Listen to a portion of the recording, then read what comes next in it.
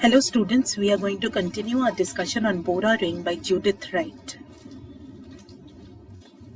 In Bora Ring, the poem, the poet Judith Wright laments about the extinction of the Aboriginal tribe traditions in Australia due to the British colonization which began in 1788. Rituals such as Corroboree, the picture that you can see on the screen, are no longer practiced. Corroboree is an Australian Aboriginal dance ceremony which may take the form of a sacred ritual or an informal gathering. The mention of Corroboree is done in the second stanza of the poem.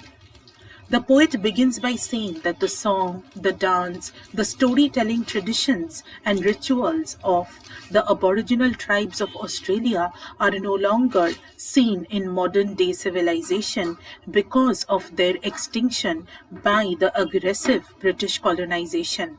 She mentions that the grass stands up to mark the dancing ring, mentioning the Bora Ring. The Bora Ring only remains as a site of memory of the past rituals of the Aboriginal tribes.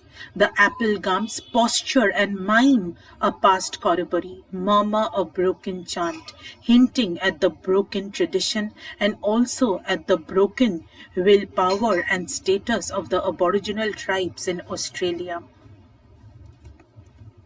She continues by saying that the hunter is gone. The hunter is the traditional native profession of the Aboriginals. The spear, the weapon used by the hunters, they lie underground all broken, and the painted bodies only remain as a dream the world breathed, sleeping and forgot. Traditional Aboriginal natives used to paint their faces in celebration of life. The nomad feet are still. Nomad were originally how Aboriginals led their lives. They did not have permanent settlements. The nomad feet are still indicates that the Aboriginal tribes can no longer have the freedom to move from one place to other.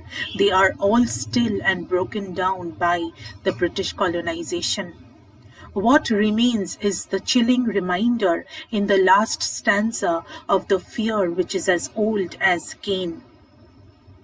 We are going to discuss this chilling metaphor a little more in the next slide. Wright's use of the words dream, sleeping, and forgot in her poem emphasizes that Aboriginal ancient rituals, which were so much a part of the Aboriginal culture, have ceased to live on today in modern Australia. Wright states in her poem that the nomad feet are still. The word nomad, as we have already discussed, refers to the itinerant lifestyle of the Aborigines. The Aboriginal way of life no longer has any value in Australian modern-day society. At the end, the use of the metaphor of Cain is significant. Cain, as we all know, was the son of Adam and Eve, and he killed his brother Abel. And in the same way, the poet wants to show that white man killed their fellow brothers, the Aboriginal man. Therefore, the poem becomes a very important discourse on how Wright recognizes the destruction wreaked upon Indigenous Australians by their white brothers and shows remorse for these actions of the past. Thank you, students, for listening.